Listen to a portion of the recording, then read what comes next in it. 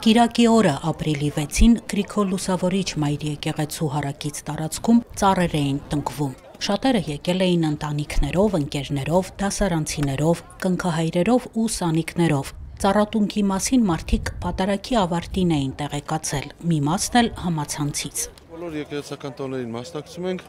սա նաև բացառություն չէ, կարծում եմ, որ եկեղեցու կյանքը, եկեղեցին մեր կյանքում պետք է լինի ավելի ու ավելի շատ։ Անկախ նրանից, թե ժողովուրդը ինչ վիճակում է գտնվում, առավել ևս այս վիճակում, երբ որ մենք մասնատված ենք, բաժանված ենք, պետք է եկեղեցին համախմբի բոլորին։ Մենք դասանի երեխաներին ենք բերել, դասանի ծնողական կազմով երեխաներին բերել ենք, որ մասնակցեն ծառատունքին։ Որոշեցինք մասնակցել, որպեսզի երեխաները մոտ լինեն բնությանը, գնահատեն բնության բարիքները, ծառը որպես բնության մի մասնիկ, չվնասեն։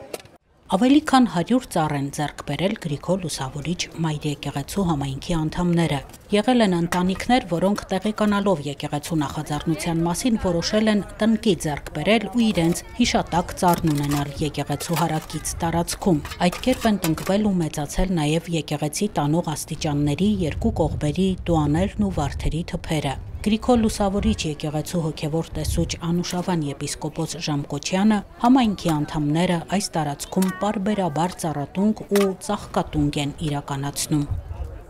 Սրբազանի օրհնությամբ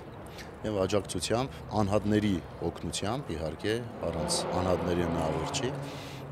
կազմակերպվեց այս ծառատունքը։ Նպատակն է եկեղեցու հարակից տարածքի մանավանդ լանջային գոտիների մասը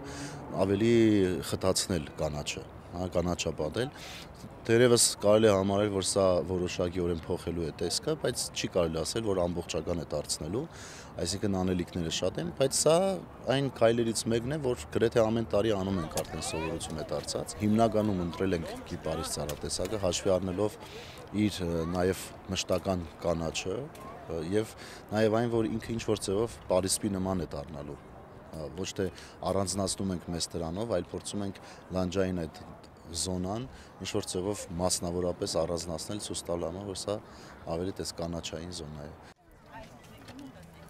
Երբ եկեղեցու տարածքը խնամված է, ծաղկազարդ է, կանաչապատ ուրախալի է եւ եկեղեցու սպասավորների եւ հավատացյալների համար։ Տարիների ընթացքում շատ անգամներ են այս տարածքում ծառատունք եւ ծաղկատունք կազմակերպվել։ Երբեմն վնասել կամ գողացել են, սակայն համայնքի անդամները համբերատար շարունակում են բարեկարգել եւ գեղեցկացնել իրենց եկեղեցու տարածքը։ Գրիգոր Լուսավորիչ մայր եկեղեցուց հորդորում կոչ են անում մարդկանց, որ չվնասեն, հնարավորության դեպքում խնամեն, փայփայեն ծառերը եւ ծաղիկները։ Աննա Թամրազյան, Հարություն Տոլանյան, եկեղեցական կյանք։